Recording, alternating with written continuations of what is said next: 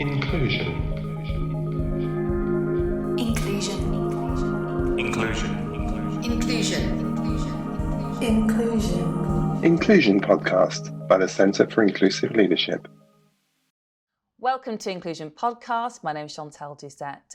This month, myself and Paul Anderson-Walsh are joined by Harriet Saywood-Bellisario, who is the founder of Saywood Studios. Looking forward to having this discussion on Women's History Month. Well, Harriet, thank you so much for joining us for this podcast series, having our focus on Women's History Month. It's great to have you on. Thank you so much for joining us for this conversation. Thank you for having me. I'm excited about it. Got to start with the blouse. We have to start with the blouse because it's absolutely stunning. The detail in the collar I'm particularly mesmerised with. This is one of yours, is it not? Yes, it is. Thank you very much. This is the Edie shirt. So big volume sleeve, lace collar, all the nice, exciting, dramatic things you can add to a shirt. It's really lovely. It's really lovely. And this is part of your collection for Saywood Studios, your fashion brand. Yes, it is. It was one of the first collections. So. Oh, really? Trying to get that something a little bit different for the perfect white shirt. There you go. You nailed it. You obviously ethical fashion brand, which is what we're going to be talking about, right? That's our conversations. Can you tell us what does that mean?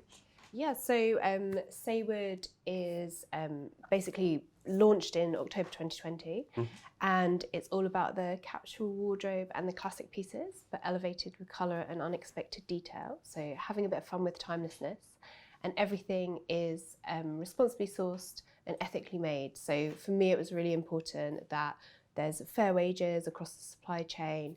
The clothing is made to last, good quality, and using the right materials as well. Right. So all natural fibre. I use as much dead stock as I can as well. So what does that mean, dead stock, for the people that don't know? So dead stock for is, me is what she's saying. So dead stock, for me, it comes directly from the fabric mills, but it's basically cloth that will have been produced and either not collected by the customers or slightly out of tolerance, so they haven't been able to sell it on, and ultimately it could end up in landfill if it's not used. Oh wow. Yeah, so and it's really beneficial as a small business as well, because I can't meet the fabric minimums for the order quantity, so utilising the dead stock. Sure, good point. That's a great point. Finding ways around those things, but there's so much out there that you can use. So it's all about the hunt to find the exciting fabrics. Oh, interesting. And you started your business, during the pandemic. Yeah. So it launched in October of the sort of like the first part of the pandemic. But I'd been working on it for about 4 years before. So just slowly alongside whilst I was working.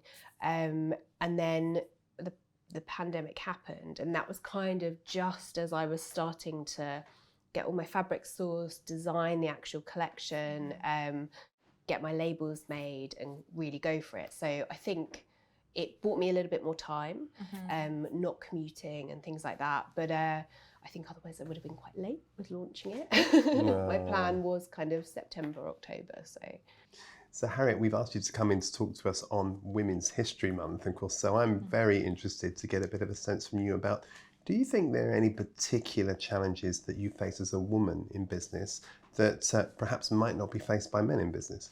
Yeah, so I think the fashion industry is quite female focused, so there's a lot of women certainly in the industry, but I think there's definitely a lack of funding for women.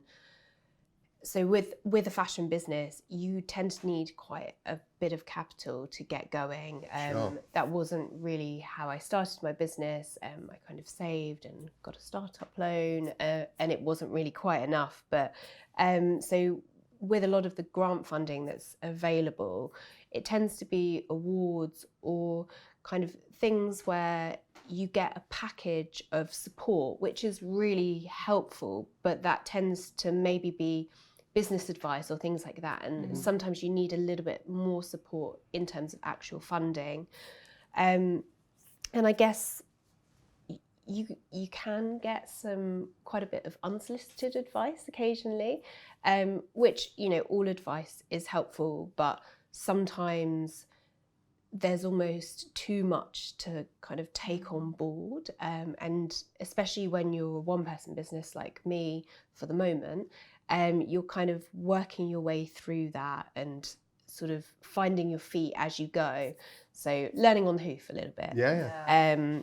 Definitely. And yeah, I think just the actual type of business, in a way, generally fashion is a tough industry to be in. So I think that would be the case for anyone really, but certainly you do notice that as a woman.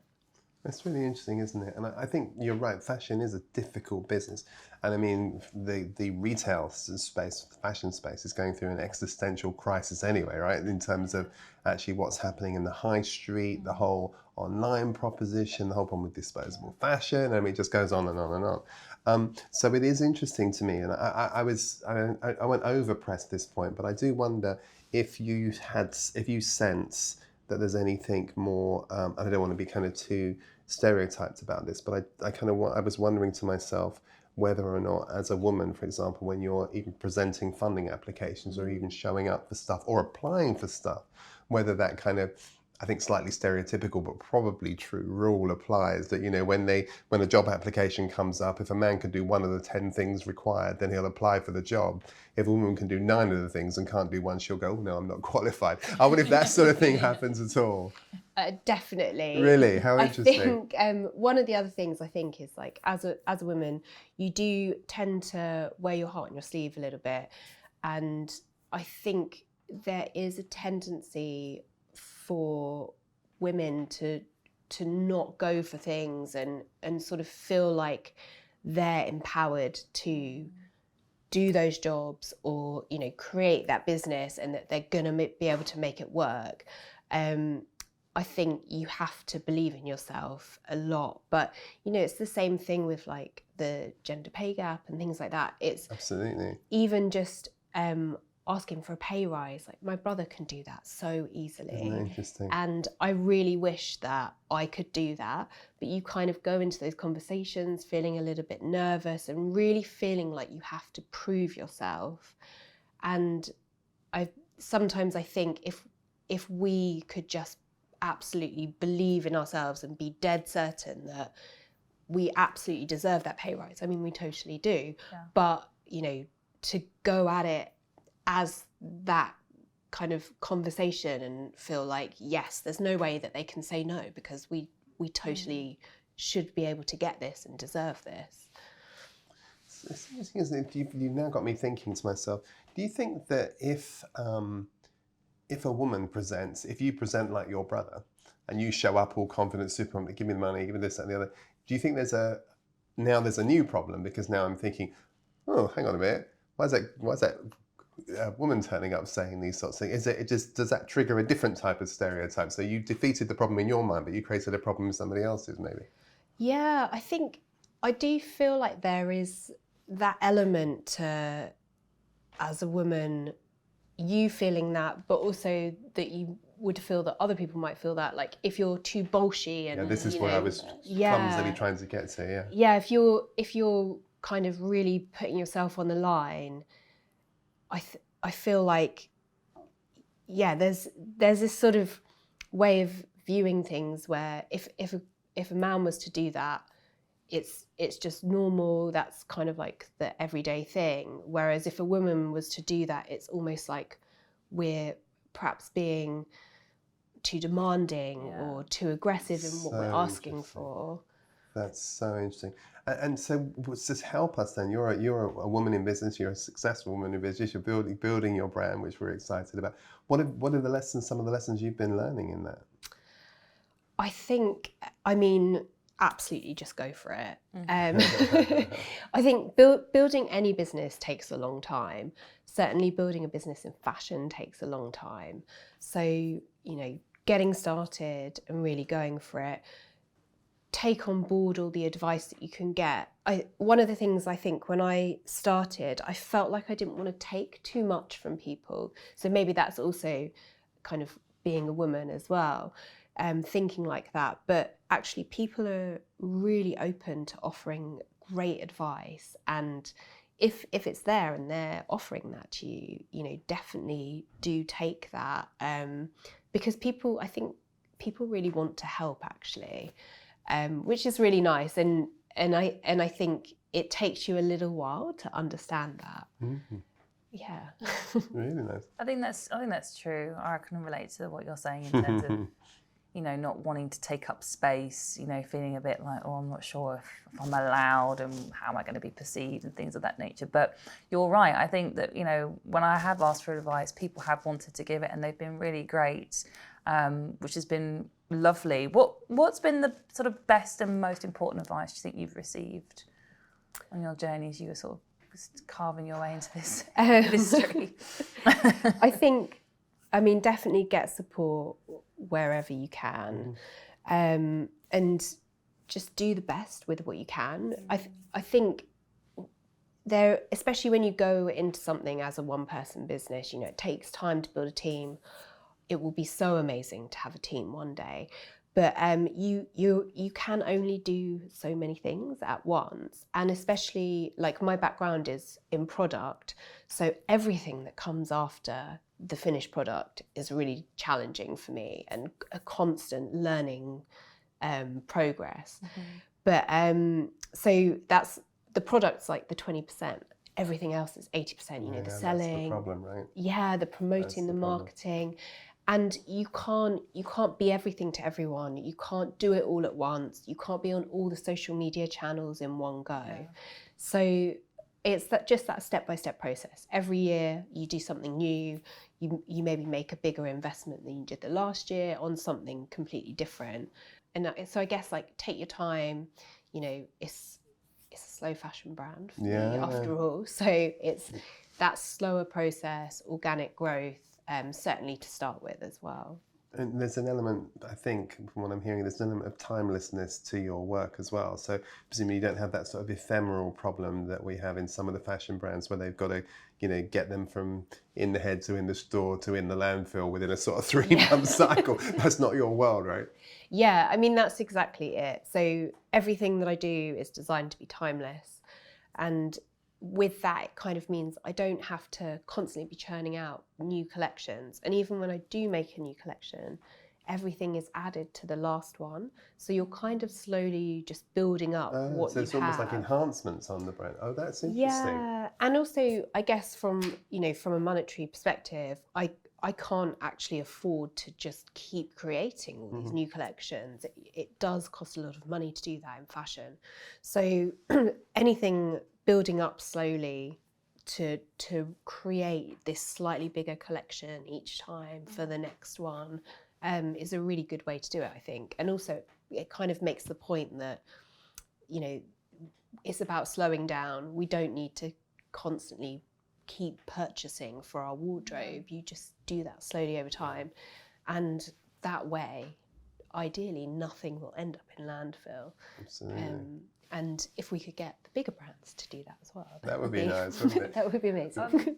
So I was just wondering, as I was listening to you talk about slowing things down and being slow with the development of the brand, I was wondering if there was any correlation between how you approach your work and how you approach and how that affects your sort of approach to well-being. You know what I mean? Because starting a business, you know, it's all hands to the pump, go, go, go. But are you also, you know, do you have boundaries? You know, like how do you approach, okay, I'm starting this business, but I also need to take care of myself. You know, how does that work, you know, as...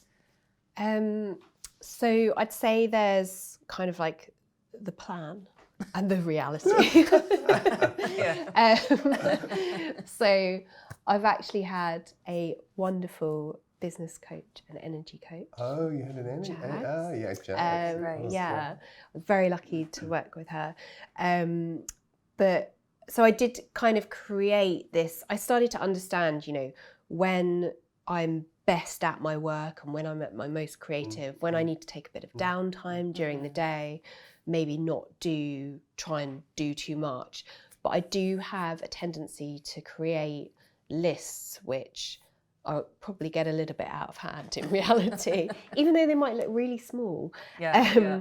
And I'm absolutely determined to do all of that work in the day. So I think it's super important to step back, take some time out, make sure that you are going to bed early. Actually, I'm quite good at that, but I will sort of like overstep the end of the day. My partner's quite good actually, because he'll come home from work and he'll be like, right, laptop down, and I'm like, yeah, I just need to finish this. Slowly bringing it to the sofa to relax. That's great. But so I definitely need to take a leaf out of my own book for just not overdoing it. Really interesting. But I think you do end up, when you start a business, you do end up kind of like flowing through a little bit into your weekends. But having said that, I've come from a background in fashion where people work insanely intensively. You know, I've done all-nighters before shows, regularly working till 10 p.m. at night in the studios every day of the week, and it is just crazy. So in some ways, I guess, even if you do slightly overstep and you're doing a bit on the sofa in the evening, it's nothing compared to that kind of end of things. And I would never go back to doing that. I think it's a really like crazy way actually to be working, because if you can stay on top of your critical path a little bit, and yes, things get out of hand, but I guess you sort of have to realise that there has to be a limit, there has to be a ceiling to the amount of work that people can produce. I think that's a real issue. I was going to ask you actually about I was thinking about the notion of when you went into business. I mean, I've got a million questions for you, but one of the questions I have is around going into business, thinking. I think a lot of people, when they're small business owners, they're sort of startups and they're kitchen table businesses. I think a lot of people that are in that space, I've been in it myself, you don't own a business, you own a job. And it's like, there's no real escape from it. And I wonder, from your point of view, have you thought about, with the end in mind, what are you working towards? What's the vision? What does it look like? Yeah, I mean, ultimately, you know, I don't want to grow to this crazy billions of pounds kind of company, but I want to grow enough where the business is self-sustaining, can sustain me and a team comfortably. And I do really want to have a team. One of the things that I love doing is nurturing future fashion talent and young people. Okay. Yeah, and I've always, in a lot of my jobs, I've always looked after the interns and kind of, for me, it's really important that they're doing something where they really feel value and that they're learning from it. So to be able to have a team to offer that, and to have a very nice working environment where people really enjoy their job and that they're happy, that's really important to me. So there's kind of that side, and then also very much in terms of the social side of the business as well. For me, it's not just about it being a fashion brand and just selling clothes. I want to give people the tools so that they can look after their own wardrobes, care for their clothes better, have more sustainable wardrobes. Because ultimately, we can't do this alone as a business. We need the consumer and everyone involved to be able to make better choices with what they do purchase, but actually ultimately look after what they purchase so that they don't have to keep replacing things because it's falling apart. It's really interesting, isn't it? It's such an issue, this, with whether it's fashion or technology. The idea that some things are built to break is just a fundamental problem, isn't it? That it's all disposable. I was wondering if I could go into the industry a little bit, because I'm conscious of the fact, I think you made a point already, that so many people within the fashion space are women. And I'm intrigued to understand, is it the case that a huge, potentially disproportionate number of females in the fashion space, does that bubble up to the top, or do we find at the top there are men controlling most of those organisations, or how does that work? I guess it probably varies slightly, but I think it is quite heavily at the top, certainly controlled by men in a lot of the boardrooms for the bigger companies. Whereas I guess a lot of the people like management, females, but certainly as you come to the garment professionals, so the people actually making the clothes, 75 to 80% of them are women. So where people aren't getting paid fairly to make our clothes, that is massively disproportionately affecting women. And certainly from the global south as well, people need to get paid. And for example, during COVID, where a lot of companies were pulling product and stopping orders, that was massively affecting the people making the clothes, because they don't get paid enough to be able to save, to have a pocket of cash when things go wrong, or really be able to look after their families comfortably with that money that they're earning. So they're working at crazy hours and at very tight time frames as well in order to produce this number of garments. And when all of that gets pulled, the factory owners haven't got the money then to pay their professionals that are working for them. So then all of those people are out of work or not getting their wages. So Harriet, how do we square this circle? Because we want to help, right? We're an inclusion business and we're interested in ending inequality in the workplace. So on the one hand, I can see this inequality of wages at the manufacturer garment end, but on the other hand, I can see this cost of living crisis at the consumer end. So I can't afford to pay for stuff, and people aren't getting paid for the stuff I can't afford to buy anyway. Where does this end? How do we break that cycle so as we can have a more ethical wardrobe and people being paid a more sustainable wage? How does all that work?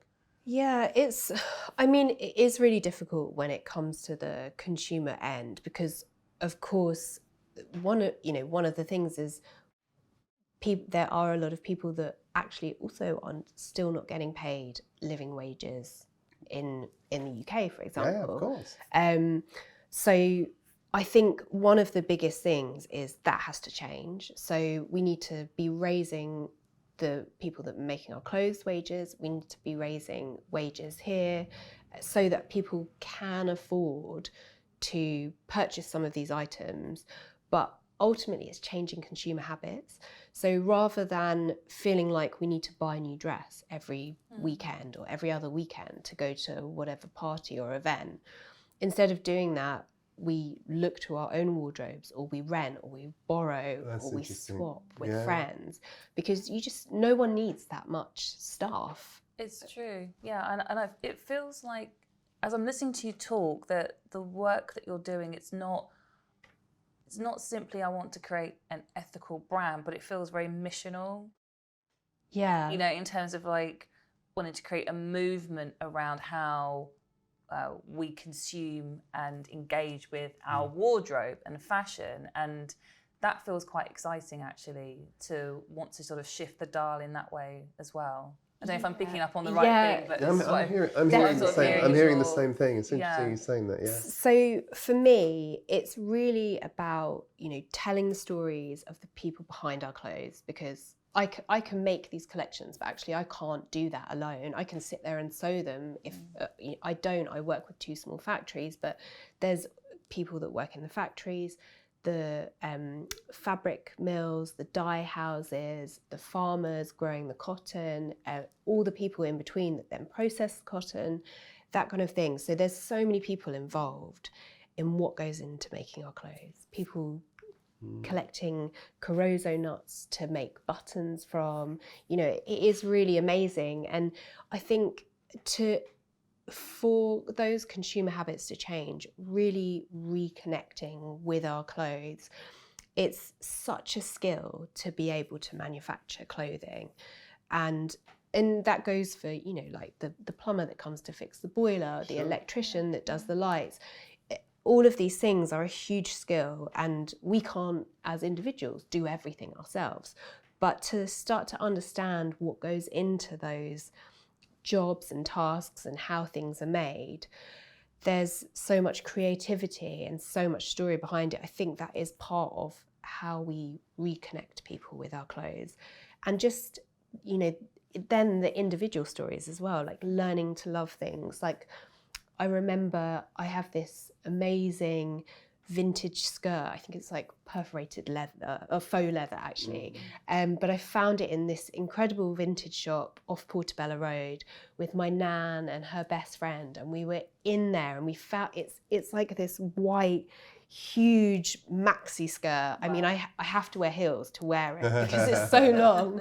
But we were there and we just couldn't believe that we found it. It was a Margiela piece as well. So, you know, amazing designer find. And I didn't really have the money at the time. I was like, oh, that'll take me, I don't know, like I could maybe work 2 or 3 shifts at the restaurant to be able to cover the cost of that. And what a treat to have something like that in my wardrobe. And I still have that skirt to this day. I don't actually wear it that often just because it's actually such a phenomenal piece that you kind of need the events to go to. But, you know, when I did wear it, it was my first sort of big job in the fashion industry. So working with Richard Nicol, and they were celebrating, I think it was 5 years of Westfield opening. Oh, yeah. And he was invited to the party because we did a sweatshirt for it. And we went along, and I think it was in the sort of Net-a-Porter offices. And we went up, and I had this skirt and a Richard Nicol jumper on. Wow. And Grace Jones was playing. She did, God. I think she did 3 songs, but it was so amazing. And it's one of those things that you just will always remember. And I will definitely wear that skirt again, but it will just sort of remain a piece in my wardrobe that it has a story behind it. And I won't forget about it. That's Wow. okay. I I mean, love that's lovely. We're privileged to work with Net-a-Porter, so that's a lovely story to tell. I get in addition to your mission piece, I get this other sense, and I'm wanting to see if there's something uniquely because you're a woman about this sense, but I hear this sense of love and care, and forgive me using this phrase. It might not be, it is, but but almost as though you were sort of, you had a kind of maternal care about this. It was really lovely just listening to the way you were talking about. And I was thinking about, particularly when you were talking about the environments you want to create, and you were talking about having a team and the idea of it's a lovely place. And there was something I thought, I was listening to that thinking, but that feels to me a bit more like what I think would be very powerful if we could move from this sense of just having corporations to thinking more about being communities, and communities that are coming together, in your case, communities of fashion, or in communities of inclusion, or theatre, or whatever else it might be. But I just had that sense in you, the way you spoke as well. And I wonder if that was something that's conscious with you, or is that just, when am I just hearing something? Yeah, I think there's definitely conscious moments and unconscious moments of that. But certainly for me, I do really want that. I want it to be a sense of community, because that's just a much nicer way of working. You know, I think, completely agree. Yeah, I think we have got into this kind of way of working where you go to work and it's 9 to 5, and then you come home, and if you've had a bad day at work, you bring that into the house. You don't mean to, but actually, you know, it sucks. So that it stays with you for that evening, and then you have to go back. And I think there's a real lack of sort of that being really personable sometimes in some of these big corporations. And certainly I noticed that during COVID, it felt very, very disconnected. And as wonderful as I think it is to be able to work from home for lots of people, you know, that certainly really is quite a game changer for women as well, especially in terms of having children and things like that. But it felt very like you didn't quite have this real connection with people. But also I don't necessarily think that was entirely there before that as well. And certainly the people at the top of the company, you know, it doesn't necessarily trickle down. And I think especially when it comes to management as well, you know, everyone is part of that company. That company couldn't run without the people at the bottom of it and filtering all the way up to the top. You need all of those people. So corporations at the end of the day should be a team, and it should be about community, because that's the only way a business functions in reality. But I think, and certainly when it comes to like sustainability and ethics and, you know, all these fossil fuel companies, like the world is a community really. And if we're not looking after the people on that side and the people on that side and all around, it doesn't function. So, you know, if someone that has all those billions, what is the point of that if eventually our planet is so damaged and our communities are so damaged that actually there's no one left to enjoy any of that with, and you're just alone with your pot of billions, but really you haven't got any friends, you haven't got any community, you know, it's nothing, it's worthless. Do you know, I mean, I have to say this because obviously we're having a conversation in Women's History Month, but I think just listening to you talk about that just reminds me why gender diversity is such an interesting and important conversation, because I think the diversity of thought that you bring into the space is interesting. And I kind of take from this, I'm sure Chantelle you want to wrap up in a second, but I think the takeaway for me about this is realizing what you've reminded me of, Harriet, is how women feel, it's certainly your story, makes me feel more comfortable about the idea of being human in the workplace.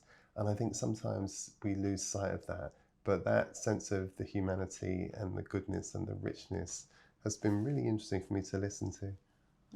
Really interesting. Yeah, absolutely. It's so encouraging to hear, you know, you as an entrepreneur that's sort of starting out in the industry, making beautiful clothing that's, you know, has this ethical stance behind it, that it feels missional. I think and just that taking that time, I think is really key as well. I think it's absolutely, yeah, it feels quite profound, like what you're doing. I agree.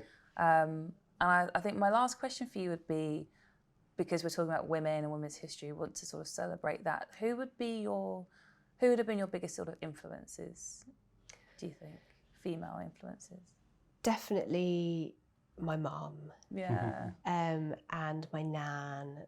Actually, yeah, the women in my family really, I think, you know, my mum, my nan, my auntie, they were massively into fashion. And I think I was very lucky to come from a home where everyone was really open and, you know, wear our heart on our sleeves. We'd be able to have those conversations with each other, but also just to have fun together. And I guess like enjoy that journey. Like I'd go shopping to London with my nan. We lived sort of Hertfordshire, so we'd come up on the train and, you know, it would be like this big day out, but it was so much fun. And you didn't have to buy anything. You just go and enjoy it.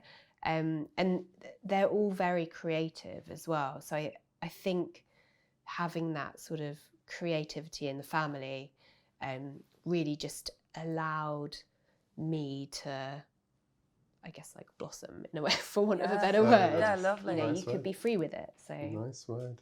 And rummage around shops in Portobello Road. yeah. Look at The treasure hunt. It's like the wedding dress, but in skirt form. It's kind of literally saying the story. I thought, oh my gosh, this is incredible. So Grace Jones sang at the wedding. It was very much. It's like, oh my gosh, really great. I mean, imagine going, you know, as if you're shopping for your wedding dress, but every time you shop, finding those pieces. And I think that's the shirt very much that you're wearing speaks to that. It's one of those timeless, you know, incredible pieces that you will just remember wearing and having those moments. Yeah, definitely. I mean, I guess that's the whole thing. It's like the pieces that you're going to love and you're going to want in your life always. Well, thank you so much. It's been great talking to you. Thank you so much for spending this time today. It's been great, isn't it? Absolutely brilliant. How can people find out about you? So you can find me on social media, on Instagram. I'm Saywood.studio. Also on TikTok, Facebook, Pinterest boards. And other things I haven't heard of. Yeah, and on my website as well. So saywoodstudio.co.uk. Thank you so much. Thank you so much for having me. I've really enjoyed the conversation. Thank you for joining us on this podcast. If you like what you saw, please like and share far and wide. And looking forward to joining you on the next one.